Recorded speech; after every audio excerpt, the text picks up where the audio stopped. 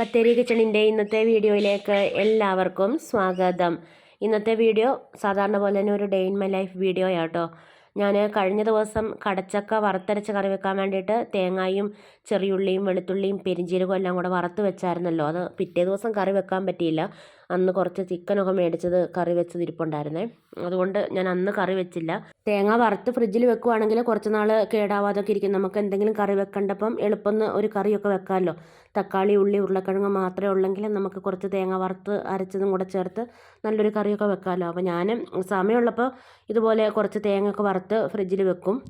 ഇതിപ്പോൾ ഒത്തിരി തേങ്ങയൊന്നും വറുത്ത് വെച്ചിട്ടില്ല, കുറച്ച് തേങ്ങയെ വറുത്ത് വെച്ചിട്ടുള്ളൂ. ഒരു കറിക്കുള്ള തേങ്ങയേ ഉള്ളേ. അപ്പോൾ ഇന്നലെ അക്കുനെയും കൊണ്ട് സ്കൂളിൽ പോകണമായിരുന്നു. ആദ്യത്തെ ദിവസം രക്ഷിതാക്കൾ ആരെങ്കിലും കൂടെ ചെല്ലണം. എന്നിട്ട് രക്ഷിതാക്കളുടെ കൂടെ തന്നെ അവരെ വിടുകയും ചെയ്യും. ക്ലാസ് ഇല്ലായിരുന്നു, ഇന്നു മുതലാണ് ക്ലാസ് തുടങ്ങിയത്. അപ്പോൾ ഇന്നലെ അവളെയും കൊണ്ട് എനിക്ക് സ്കൂളിൽ പോകേണ്ടതുകൊണ്ട് രാവിലെ പെട്ടെന്ന് കറിയാക്കാൻ വേണ്ടിയിട്ട് ഞാൻ ഈ വറുത്തരച്ച തേങ്ങ എടുത്തിട്ട് കടച്ചക്ക കറി വെക്കുമായിരുന്നു ചെയ്തത്. കഴിഞ്ഞ ദിവസം കടച്ചക്ക വെച്ചതിൻ്റെ ബാക്കി ഒരു ശകലം ഇരിപ്പുണ്ടായിരുന്നു. അപ്പോൾ അത് കറി വെച്ചു.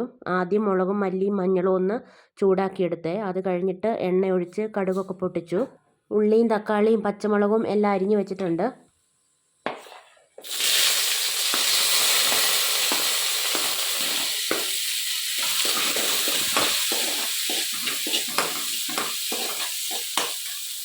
ആദ്യം സവാളയും പച്ചമുളകും കറിവേപ്പിലയൊക്കെ ഇട്ടൊന്ന് വഴറ്റിയെടുത്തു. ഒന്ന് സവാള വാടി വരണം, ആ ഒരു പരുവത്തിൽ വഴറ്റിയെടുക്കണം. അത് കഴിഞ്ഞിട്ട് തക്കാളി ചേർത്തിട്ട് തക്കാളി വെന്ത് ഉടഞ്ഞൊന്നും പോകണ്ട, ഒന്ന് വാടി കിട്ടിയാൽ മതി. ശകലം ഉപ്പും കൂടെ ചേർക്കുന്നുണ്ട്. എന്നിട്ട് ഒന്ന് അടച്ച് വെക്കുന്നുണ്ട്, തക്കാളി ഒന്ന് വെന്ത് വരാൻ വേണ്ടിയിട്ട്. കുഴഞ്ഞു പോകണ്ട, കുഴഞ്ഞു പോകാത്ത രീതിയിലൊന്ന് വാട്ടിയെടുക്കുന്നേ ഉള്ളൂ. പിന്നെ ആ കടച്ചക്ക ചേർത്ത് നേരത്തെ മൂപ്പിച്ച് വെച്ച പൊടികളും കൂടെ ചേർത്ത് നന്നായിട്ട് മിക്സാക്കി എടുക്കുക.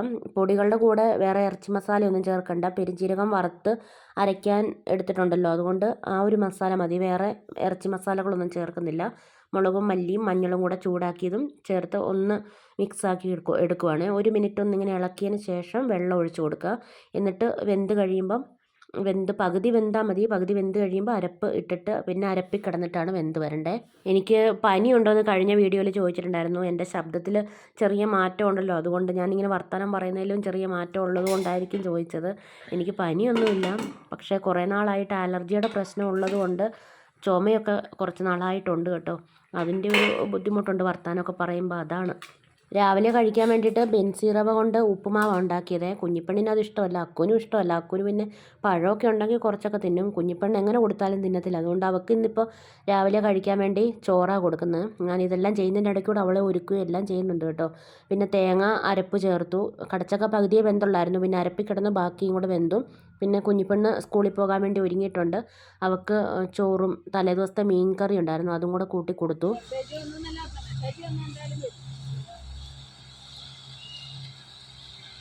അവളെ സ്കൂൾ ബസ്സിന് കയറ്റി വിട്ട് കഴിഞ്ഞിട്ടാണ് ചേമ്പന്താൾ തോരൻ വെക്കാൻ വേണ്ടിയിട്ട് ഞാൻ ചേമ്പന്താളൊക്കെ മുറിച്ചുകൊണ്ട് വന്നത്. ഇനിയിപ്പോൾ അതിൻ്റെ തൊലിയൊക്കെ കളഞ്ഞിട്ട് ഇത് കഴുകി നന്നായിട്ട് ചെറുതായിട്ട് കൊത്തി കൊത്തി അരിഞ്ഞെടുക്കണം. അരിയാനൊക്കെ എളുപ്പം അരിഞ്ഞെടുക്കുകയൊക്കെ ചെയ്യാം. അക്കും മിറ്റമൊക്കെ അടിച്ചു വാരുന്നുണ്ട് മഴയൊന്ന് തോർന്നപ്പം.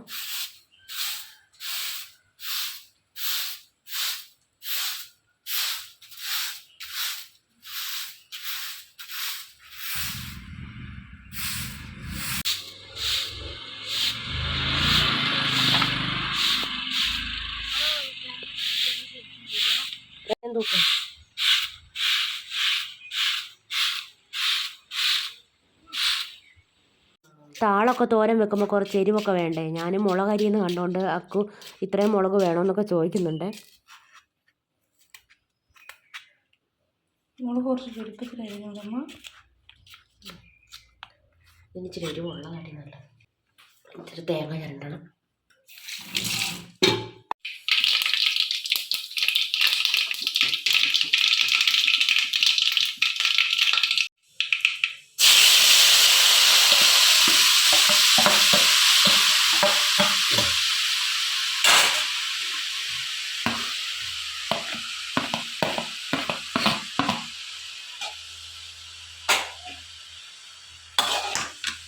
എണ്ണയൊഴിച്ച് കടുകൊക്കെ പൊട്ടിച്ചിട്ട് തേങ്ങയും ഉള്ളിയും മുളകും കുറച്ച് കറിവേപ്പിലയും പിന്നെ ഈ ചേമ്പും താളും ഉപ്പും മഞ്ഞളും എല്ലാം കൂടെ ചേർത്ത് വേവിച്ചെടുക്കുക കേട്ടോ ചെയ്യുന്നത്. ഒട്ടും വെള്ളമൊന്നും ഒഴിക്കണ്ട. മഞ്ഞൾ അത്രയൊന്നും വേണ്ടേ, അത് മതി. ഞാനിപ്പം ചേമ്പും താള് പിഴിയാതെയാണ് വെച്ചേക്കുന്നത്. പിഴിയാതെ വെച്ചാലും കുഴഞ്ഞൊന്നും പോകത്തില്ല കേട്ടോ. ഇനിയിപ്പോൾ അഥവാ അങ്ങനെ കുഴഞ്ഞു പോകുന്ന വല്ല പേടിയുണ്ടെങ്കിൽ ചേമ്പിൻ്റെ താള് ചെറുതായിട്ട് കൊത്തി അരിഞ്ഞ് കഴിഞ്ഞിട്ട് നന്നായിട്ട് പിഴിഞ്ഞെടുത്തിട്ട് ഞാനിപ്പോൾ നേരത്തെ പറഞ്ഞ പോലെ തന്നെ തോരൻ വെച്ചാൽ മതി കേട്ടോ. നല്ല ടേസ്റ്റായി ഈ തോരൻ കഴിക്കാൻ വേണ്ടിയിട്ട്. ഞാനിപ്പോൾ പുളിയൊന്നും ചേർക്കാതെ ചേമ്പും താള് തോരൻ വെച്ചത്. വല്യമ്മച്ചി പറയുന്നത് വെയിലത്ത് നിൽക്കുന്ന ചേമ്പിൻ്റെ താള് ചൊറിയും, തണലത്ത് നിൽക്കുന്ന ചേമ്പിൻ്റെ താള് ചൊറിയത്തില്ല, അതിനകത്ത് പുളി ചേർക്കണ്ടെന്നാണ് പറയുന്നത്. അതുകൊണ്ട് ഞാൻ ഇപ്പോൾ പുളി ചേർക്കാതെയാണ് തോരൻ വെച്ചത്. ചോപ്പറിലിട്ട് താള് അരിഞ്ഞെടുക്കല്ലേ, കൈകൊണ്ട് തന്നെ കൊത്തി അരിഞ്ഞെടുക്കണം. ചോപ്പറിലിട്ട് അരിഞ്ഞാൽ വെള്ളം ഇറങ്ങും, പിന്നെ തോരൻ കുഴഞ്ഞു പോകും. ചേട്ടായിക്ക് ഇടയ്ക്കിടയ്ക്കുള്ളതാണ് ഈ ഒരു മറവി. എന്തെങ്കിലും സാധനം എടുക്കാതെ പോകും, എന്നിട്ട് പകുതി വഴിക്കെത്തുമ്പോഴായിരിക്കും ഓർക്കുന്നത്, പിന്നെ തിരിച്ചു വരും. അന്നേരം ഞാൻ ഓടിക്കൊണ്ട് അതൊക്കെ കൊണ്ട് കൊടുത്തു. അത് കഴിഞ്ഞിട്ട് പിന്നെ ഇപ്പം ഞങ്ങൾക്ക് സ്കൂളിലേക്ക് പോകണം. തിരക്ക് വെച്ച് രാവിലെ അടുക്കളയിൽ പണികളൊക്കെ ചെയ്യുമ്പം എത്രയായാലും നമ്മൾ ഒതുക്കിയൊക്കെ ചെയ്യാൻ ശ്രമിച്ചാലും പാത്രങ്ങളൊക്കെ നിരന്ന് എല്ലാം അവിടെ ഇവിടെയൊക്കെ ആയിട്ട് കിടക്കും. രാവിലെ എല്ലാവരും പോയി കഴിയുമ്പോഴാണല്ലോ മിക്കവാറും നമ്മളെല്ലാവരും ഒന്ന് ക്ലീൻ ചെയ്യുന്നത്. പണികൾ ചെയ്യുന്നതിൻ്റെ ഇടയ്ക്കൂടെ പരമാവധി പാത്രങ്ങളൊക്കെ കഴുകി വെക്കുമെങ്കിലും എല്ലാവരും പോയി കഴിഞ്ഞിട്ടാണ് പിന്നെ പാചകം മൊത്തം ഒന്ന് തുടച്ച് വൃത്തിയാക്കുകയും സ്റ്റൗവൊക്കെ ഒന്ന് ക്ലീനാക്കി എടുക്കുകയൊക്കെ ചെയ്യുന്നത്. സ്റ്റൗവിൻ്റെ അടിഭാഗവും ഇങ്ങനെ തുടയ്ക്കുന്ന കൂടെ തന്നെ തുടച്ച് വൃത്തിയാക്കണം. എത്ര തിരക്കാണേലും കുറച്ച് സമയം എടുത്തിട്ട് അടുക്കളയൊന്ന് വൃത്തിയാക്കിയിടുവാണെങ്കിൽ അടുക്കള എപ്പോഴും നല്ല വൃത്തിയായിട്ട് കിടക്കുകയും ചെയ്യും. പിന്നെ ഈച്ചയുടെ ശല്യമൊന്നും അടുക്കളയിൽ ഉണ്ടാവത്തുമില്ല കേട്ടോ. സ്റ്റൗവിൽ എന്തെങ്കിലും കറികളൊക്കെ വെക്കുമ്പം എന്തെങ്കിലും കറിയൊക്കെ വീഴുകയും പിന്നെ പാലൊക്കെ തിളപ്പിക്കാൻ വെക്കുമ്പോൾ അതൊക്കെ വീഴുകയൊക്കെ ആണെങ്കിൽ അതൊക്കെ ഉണങ്ങി പിടിക്കുന്നതിന് മുമ്പ് തന്നെ തുടച്ച് വൃത്തിയാക്കുവാണെങ്കിൽ ക്ലീൻ ചെയ്യാനും എളുപ്പമാണ്. പിന്നെ പാത്രം കഴുകി വെക്കുന്ന ആ സ്റ്റാൻഡ് ഉണ്ടല്ലോ, ആ സ്റ്റാൻഡിൻ്റെ അടിയിൽ ഞാൻ ഇതുപോലൊരു പഴയ തുണി വിരിച്ചിടും, കോട്ടൻ്റെ. എന്നിട്ട് അതൊരു 2 ആഴ്ച കൂടുമ്പോൾ എടുത്ത് മാറ്റുക കേട്ടോ ചെയ്യുന്നത്. തൂക്കിയിടുന്ന സ്റ്റാൻഡൊക്കെ ആണെങ്കിൽ വലിയ കുഴപ്പമില്ല, വെള്ളം അങ്ങ് പോകും. പക്ഷേ ഇത് നമ്മളൊരു മൂലയ്ക്ക് ഇങ്ങനെ വെച്ചേക്കുമല്ലേ, വെള്ളമൊക്കെ കെട്ടി നിന്നാൽ പുഴുവും പിന്നെ അങ്ങനെ ഓരോരോ പ്രാണികളും ഒക്കെ വരും. അതിനാട്ടോ ഇങ്ങനെ തുണി ഇട്ട് വെക്കുന്നത്. അങ്ങനെ തുണി ഉള്ളപ്പോൾ അങ്ങനെ നനവ് നിൽക്കത്തില്ലല്ലോ.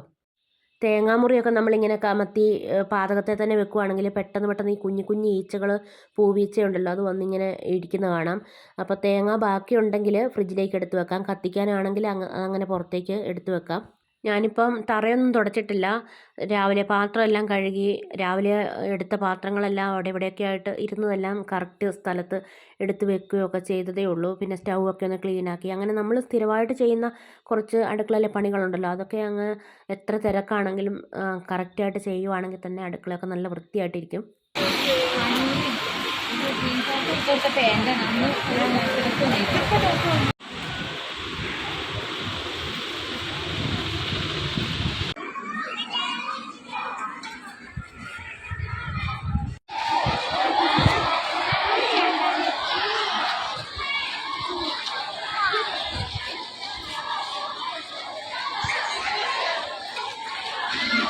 അംഗൻവാടിയിൽ നിന്ന് ഫുഡൊക്കെ മേടിച്ചുകൊണ്ടാണ് തിരിച്ച് വീട്ടിലേക്ക് വന്നത്. ഇപ്രാവശ്യം ഗോതമ്പ് പൊടിയൊന്നുമില്ല, മുത്താറിയും വെല്ലമൊക്കെയാണ് ഉള്ളത്.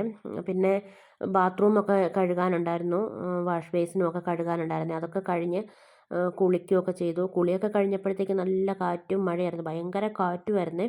കുഞ്ഞിപ്പെണ്ണ് സ്കൂൾ വിട്ട് വന്നിട്ടുമില്ല. ഈ കാറ്റും മഴയൊക്കെ കാണുമ്പോഴത്തേക്ക് എനിക്ക് ഭയങ്കര പേടിയാണ്. കൊച്ച് സ്കൂൾ വിട്ട് വന്നെങ്കിൽ പിന്നെ അത്ര വലിയ കുഴപ്പമില്ല.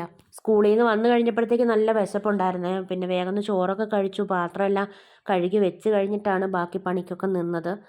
രാവിലെ 10 മണിക്ക് സ്കൂളിൽ എത്തണമായിരുന്നു. ഞങ്ങൾ 10:15 ആയി സ്കൂളിലെത്തിയപ്പോൾ തന്നെ.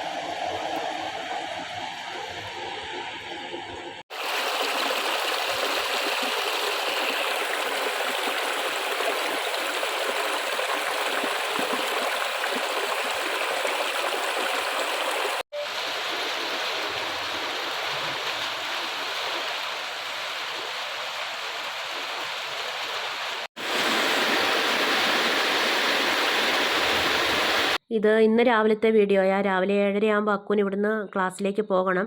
രാവിലെ കുറച്ച് നേരത്തെ എഴുന്നേറ്റു. പച്ചക്കറിയൊക്കെ തലേദിവസം തന്നെ അരിഞ്ഞു വെച്ചിട്ടുണ്ടായിരുന്നു. രാവിലെ ഞാൻ ബീട്രൂട്ട് മെഴുക്കുവരട്ടി വെക്കാൻ വേണ്ടി അടുപ്പ് വെച്ചിട്ടുണ്ട്. സവാളയും പച്ചമുളകും ഒക്കെ രാവിലെയാണ് അരിഞ്ഞ് ചേർത്തത്. ഉപ്പും മഞ്ഞളും ഒക്കെ ചേർത്ത് വെള്ളം ഒഴിച്ച് വേവിക്കാൻ വെച്ചിട്ടുണ്ട്. ഏറ്റവും ലാസ്റ്റാണ് വെളിച്ചെണ്ണ ഒഴിച്ചിട്ടൊന്ന് ഫ്രൈ ആക്കി എടുക്കുന്നത്. ഇവിടെ ബീട്രൂട്ട് മെഴുക്കുവരട്ടി വെന്തുകൊണ്ടിരിക്കുന്നുണ്ട്. ഇനിയിപ്പോൾ കുറച്ച് വെളിച്ചെണ്ണ ഒഴിച്ചിട്ട് നന്നായിട്ട് ഫ്രൈ ആക്കി എടുക്കണം. ഇതിനകത്ത് ഞാൻ ഇന്നലെ അരിഞ്ഞ കായും ചക്കക്കുരുവും പിന്നെ ഇപ്പോൾ ഞാൻ കുറച്ച് സവാള, പച്ചമുളക് ഒക്കെ അരിഞ്ഞിട്ടിട്ടുണ്ട്. ഉണക്കമീനും ചേർത്തിട്ടുണ്ട്. പിന്നെ കുറച്ച് മുളക് പൊടിയാണ് ഇട്ട് കൊടുക്കുന്നത്. ഇതെല്ലാം കൂടെ വഴറ്റി പൊടികളൊക്കെ മൂപ്പിച്ചിട്ടും വെക്കാം. ഇത് എളുപ്പം വെക്കുന്നൊരു രീതിയാട്ടോ. ഇനിയിപ്പോൾ കുറച്ച് മഞ്ഞൾ പൊടി,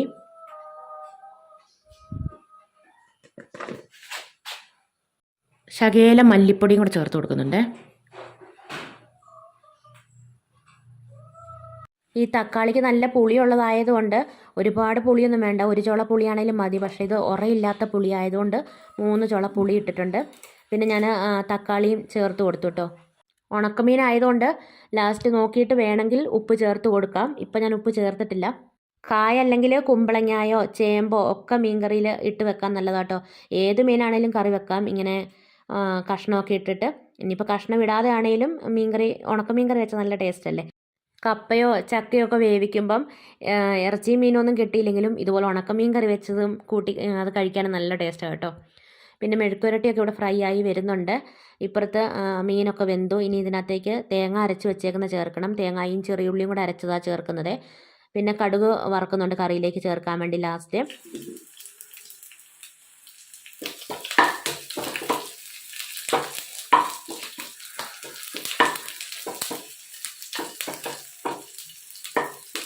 വെളിച്ചെണ്ണ ഒഴിച്ചു, കടുക് പൊട്ടിച്ചു, പിന്നെ കറിവേപ്പിലയും ചെറിയുള്ളിയൊക്കെ മൂപ്പിച്ചു. അത് കഴിഞ്ഞിട്ട് ഒരു നുള്ള് ഉലുവാപ്പൊടിയും കൂടെ മൂപ്പിച്ച് ചേർത്തിട്ടാണ് കടുക് വറുത്ത് ഒഴിക്കുന്നത്.